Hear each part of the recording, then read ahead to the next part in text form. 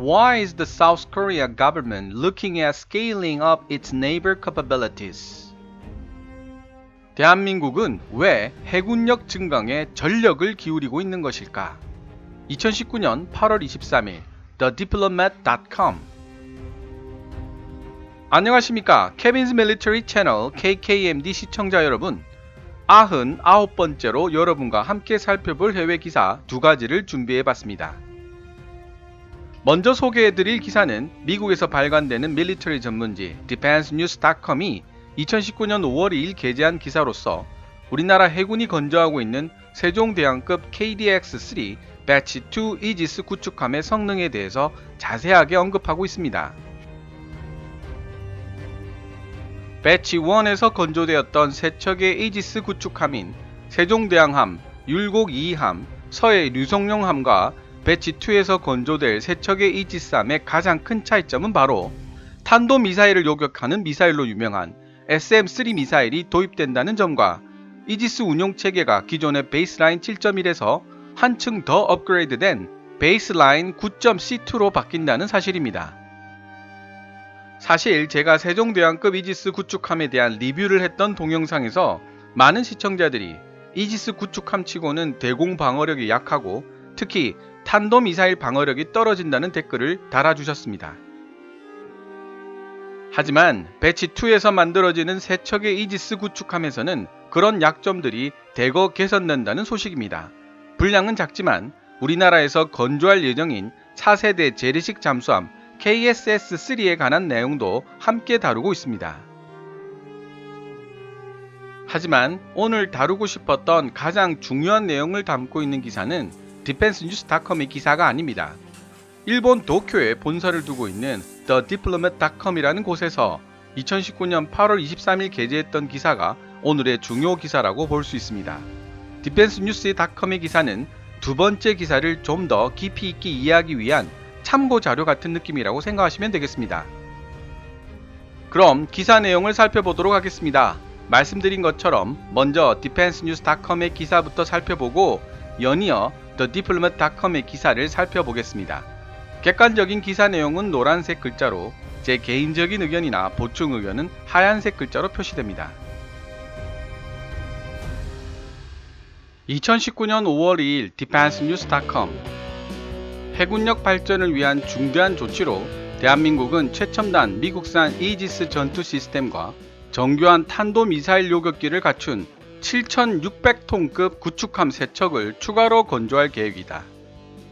2019년 4월 30일 정경두 국방부 장관이 주재한 방위사업청 최고집행위원회는 2028년까지 33억 달러, 한화 3조 8천억대의 예산으로 이지스 구축함을 추가적으로 인수하겠다는 계획을 승인했다.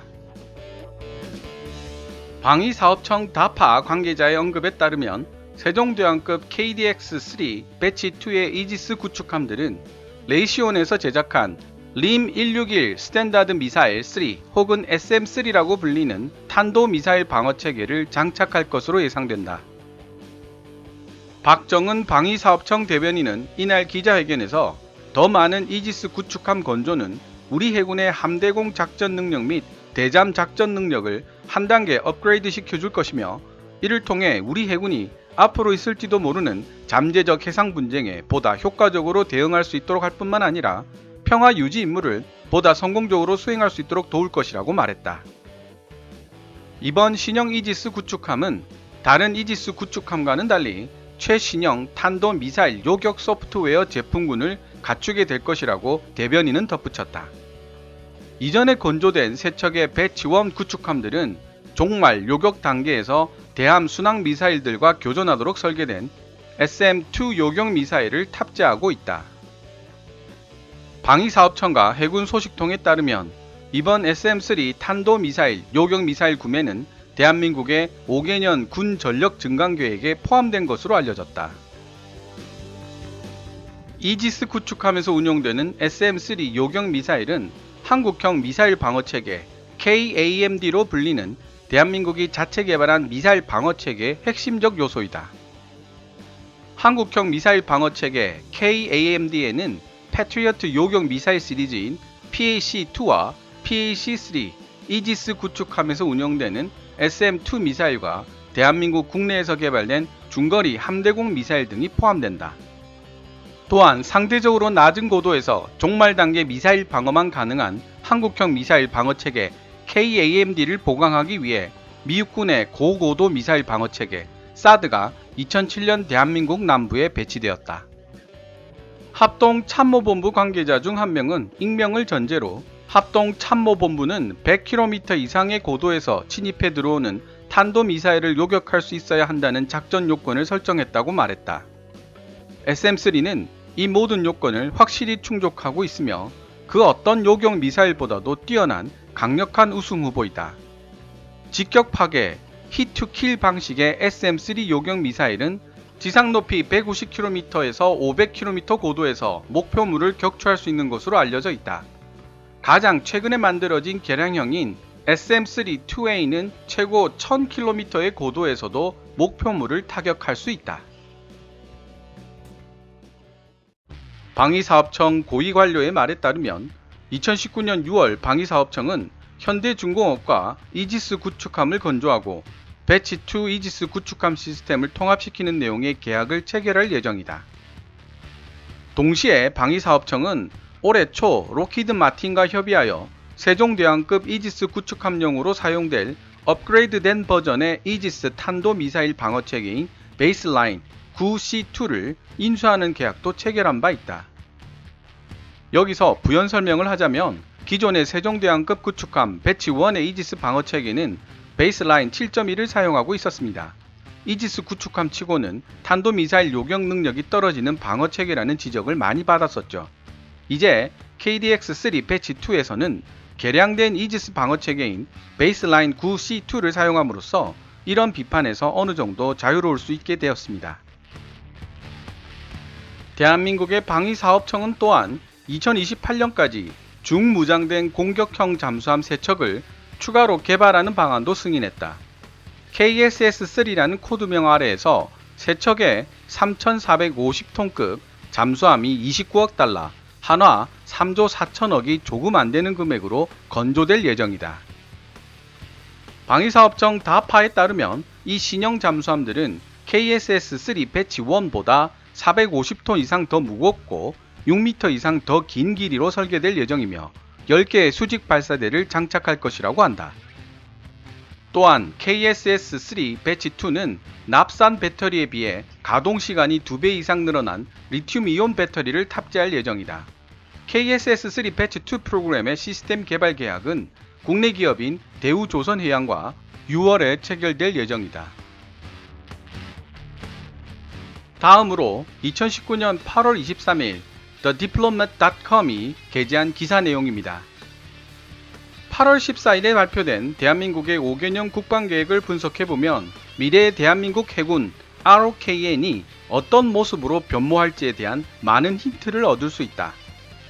자비에르 바바세르가 지적한 대로 이 5개년 국방계획은 대한민국 해군을 강력한 전투 능력을 지닌 집단으로 만드는데 대한민국 정부가 특별한 관심을 기울이고 있다는 사실과 함께 대한민국을 어떻게 방위할 것인지에 대한 대한민국 정부의 전반적인 정책 방향을 엿볼 수 있게 한다. 이 국방계획서는 일본의 이즈모함과 거의 같은 크기를 지닌 경항모에 대한 대한민국의 관심을 확인시켜 주었다. 대한민국의 경항모는 F-35B 스텔스 전투기와 함께 1년의 헬리콥터 부대, 무인 항공기를 운영할 것으로 추정된다. 조셉 트레비딕은 단거리 수직 이착륙 SDOVL 전투기를 함재기로 보유하는 항공모함에 대해 한국 정부가 비상한 관심을 가지고 있는 이유가 무엇인지에 대한 추가적인 세부 정보를 가지고 있다. 그 세부 정보에 따르면 일본도 확실히 대한민국 정부의 중요한 고려 사항 중 하나이기는 하지만 엄청난 수를 자랑하는 북한의 포병과 재래식 탄도미사일 공격 능력도 중요한 고려 이유 중 하나라고 한다. 대한민국 전역에 흩어져 있는 움직일 수 없는 공군 기지 비행장들은 이들 방사포와 재래식 탄도미사일에 의해 유사시 상당한 위험에 노출될 수 있기 때문이다. 이 5개년 국방계획서는 또한 128셀의 수직 발사대 시스템을 포함한 가공할 만한 위력을 지닌 공격 및 방어 장비를 운용하게 될 대형 이지스 구축함인 KDX-3 배치 2 구축함을 지속적으로 건조해 나가겠다는 내용도 강조하고 있다. 새롭게 건조되는 신형 이지스 구축함들은 역시 새롭게 건조될 한국의 단거리 수직 이착륙 경항공모함과 기존 독도급 강습 상륙함을 호위하는 역할을 맡게 될 것이지만, 이 이지스 구축함들은 호위 임무와는 상관없이 독자적으로 대공 방어 기능을 수행할 수 있을 뿐 아니라 강력한 공격적인 플랫폼으로 전투에 임할 수 있는 능력을 보유하고 있다. 또한 대한민국은 차세대 재래식 잠수함인 KSS-3 배치 2의 생산에 전념하고 있다. 이 차세대 잠수함들은 더욱 강력한 지상 공격력을 위해 예전보다 더욱 확장된 수직 발사대 시스템 VLS를 보유하고 있다. 하지만 차세대 잠수함의 이러한 강력한 공격력은 비단 지상에 있는 적들만 견제할 뿐 아니라 북한이 최근 의도적으로 부각시키고 있는 잠수함 전력에 대해서도 상당한 위협이자 억제력으로 작용할 것으로 보인다. 게다가 대한민국의 5개년 국방계획에는 배수량 4,000톤에서 5,000톤 사이의 탄약함 아스널십이 포함되어 있다. 명백하게 충무공 이순신급 KDX-2 구축함에 기반을 두고 있는 것으로 보이는 이 탄약함은 아마도 순항미사일 전용으로 장착될 엄청난 수의 수직 발사대 시스템 VLS-셀을 위한 공간을 확보하기 위해 방어를 위한 장비들은 희생시킬 것으로 보인다. 여기서 잠깐 부연 설명이 필요하겠네요. 탄약함 아스널십이란 미국에 의해 제안되었지만 실제로 제작된 적은 없고 제작 계획만 존재했던 수상 전투함 기반의 움직이는 미사일 플랫폼입니다. 순항 미사일 같은 유도탄의 발사를 위한 수직 발사대를 무려 500개 이상을 탑재하는 탄약함은 소수의 인원으로 운영되거나 아예 무인 체계로 이지스 구축함이나 항공기에 의해 통제된다는 컨셉을 가지고 있고, 우리나라가 고려하고 있는 탄약함에는 100에서 200발 사이의 유도 미사일 탑재가 고려되고 있는 것으로 알려져 있습니다. 미 해군은 탄약함 개념을 두고 여러 차례 숙고를 했지만 지금까지 탄약함을 실제로 제작하려는 시도를 하지는 않았었다. 하지만 미국이 구상한 대부분의 탄약함 설계는 한국의 충무공 이순신급보다 훨씬 더 큰 배들이었다. 이러한 탄약함의 존재는 대한민국 해군의 해상 타격 능력을 현저하게 향상시키게 될 것이다. 특히 스텔스 기능을 갖춘 구축함 크기의 탄약함이라면 잠재적 적국들이 전혀 예상하지 못하는 방향으로부터의 타격이 가능해진다는 의미가 된다.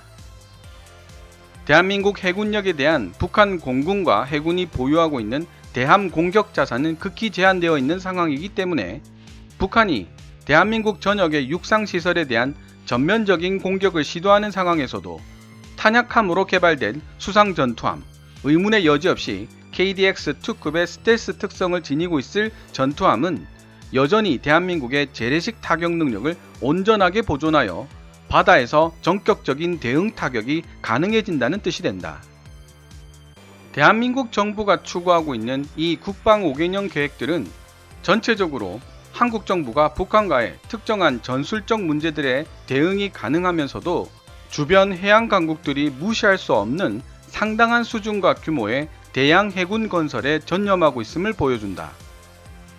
대한민국의 이러한 강력한 대양 해군 건설 계획이 꼭 중국이나 일본과의 긴장이 커지는 상황을 예상하고 있다는 것을 의미하지는 않지만 한국인들에게 발생할지도 모르는 만일의 사태에 대처할 수 있는 의미 있는 선택권을 남겨주고 있음은 분명하다. 지금까지 미국에 기반을 두고 있는 언론사와 일본에 기반을 두고 있는 언론사의 외신 기사 내용을 각각 해석해서 살펴보았습니다. 더 디플로맷지는 아시아 태평양의 정치, 사회, 문화를 다루는 온라인 뉴스 매체로서 미국에 소재하고 있는 내셔널 인터레스트지와 더불어 세계적인 권위를 인정받고 있는 매체입니다. 발행자는 일본인이 아니지만 본부를 일본 도쿄에 두고 있다 보니 일본의 시각에서 분석한 듯한 기사들이 가끔씩 보이는 것 같다는 개인적인 생각을 하고 있습니다. 그러한 더 디플로맷이 대한민국 해군은 원대한 계획을 세우고 있다. 대한민국은 왜 해군력 증강에 전력을 기울이고 있는 것일까? 라는 제목의 기사를 실었다는 것이죠. 그리고 미처 제가 생각하지 못했던 몇 가지 사실들을 알려주고 있었습니다. 일본의 시각에서 대한민국의 해군력이 나날이 증강되어 가고 있는 모습들을 지켜보고 있자니 그다지 유쾌하지는 않을 기분임은 불을 보듯 뻔한 일입니다. The Diplomat은 2019년 8월 14일 대한민국 정부가 발표한 5개년 국방계획을 상세하게 분석하고 있는데요. 일본의 경항모 이즈모함에 대항하는 능력을 갖출 것이라고 예상되는 대한민국의 경항모 프로젝트인 LPX-2에 대한 상세한 설명과 더불어 건조가 확정된 세종대왕급 이지스 구축함 KDX-3 배치 2의 성능에 대한 분석도 함께하고 있습니다. 그뿐 아니라 KSS-3 배치 2 잠수함 건조 소식과 성능 분석도 하고 있으며 이번 5개년 국방계획서에서 언급된 탄약함 아스널쉽에 대한 상세한 소식도 전하고 있습니다. 그냥 읽기만 해도 알게 되는 사실들이 많은 기사입니다. 특히 기사 마지막 문단에서는 강한 경계심을 보여줍니다. 주변 해양 강국들이 무시할 수 없는 상당한 수준과 규모의 대양 해군 건설에 전념하고 있음을 보여준다 라는 표현이나 한국인들에게 발생할지도 모르는 만일의 사태에 대처할 수 있는 의미 있는 선택권을 남겨주고 있는 것은 분명하다 라고 말하는 부분에서 대한민국에 대한 경계심을 늦추지 말라는 행간의 의미가 읽히는 것만 같습니다. 2019년 11월 6일 매일경제신문과 인터뷰를 했던 심승섭 해군 참모총장은 마지막 순간의 억제 전력이라며 한국형 원자력 잠수함에 대한 열망을 드러냈습니다. 제가 올해 5월에 해외 외신들을 번역하고 분석하면서 대한민국이 핵추진 잠수함을 가지게 될지도 모른다고 말씀을 드렸는데요. 이제는 해군 참모총장이 직접 언급을 하는 시점까지 오게 되었습니다. 그런 면에서 해외 외신들을 통해 다각적인 정보를 접하는 것이 객관적이고 공정한 정보를 얻는데 얼마나 중요한 과정인지를 다시 한번 생각하게 되는 것 같습니다. 오늘 방송 내용은 여기까지입니다. 지금까지 시청해 주셔서 감사합니다. Kevin's Military Channel KKMD